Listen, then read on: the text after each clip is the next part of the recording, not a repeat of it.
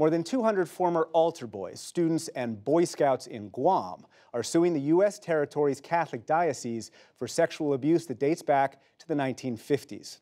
The Associated Press reported they were assaulted by clergy, teachers, and scout leaders linked to the church. The island's former Archbishop, Anthony Auperon, is one of those named. The Vatican convicted him of sex abuse in 2016, but he still remains a bishop and receives a stipend from the church. In the wake of two deadly mass shootings, more than 200 U.S. mayors are urging senators to return to Washington and pass gun safety legislation. In a letter addressed to Senate leaders today, the mayors called for a vote on two bills that have passed the House and expand background checks for gun sales. Among them was Mayor Nan Whaley of Dayton, Ohio, where 9 people were shot dead this weekend. She spoke to reporters alongside Ohio Governor Mike DeWine.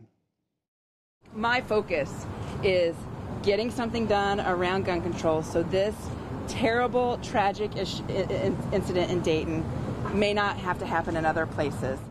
President Trump has said he supports background check legislation, but those words have yet to translate to action.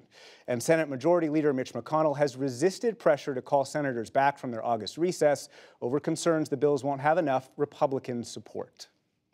The State Department lashed out at China today for disclosing the photograph and personal information of a U.S. diplomat who met with leaders of Hong Kong's pro-democracy movement. The State Department spokeswoman, Megan Ortegas, insisted China's actions were, quote, completely unacceptable. Okay.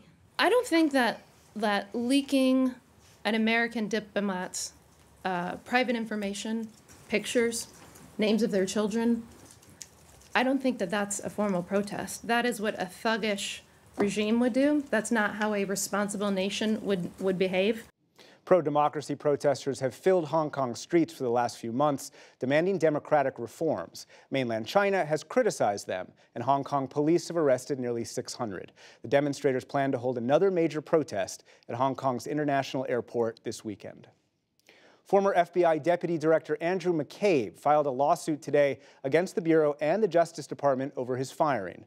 McCabe insisted his termination last year was in retaliation for his, quote, refusal to pledge allegiance to President Trump. He was fired after a Justice Department Inspector General found he leaked information to the media and then lied about it to investigators. McCabe played a key role in the FBI's probe into Russian interference in the 2016 election. And stocks rallied on Wall Street today, boosted by gains in the technology sector. The Dow Jones Industrial Average soared 371 points to close at 26,378. The Nasdaq rose 176 points, and the S&P 500 added 54.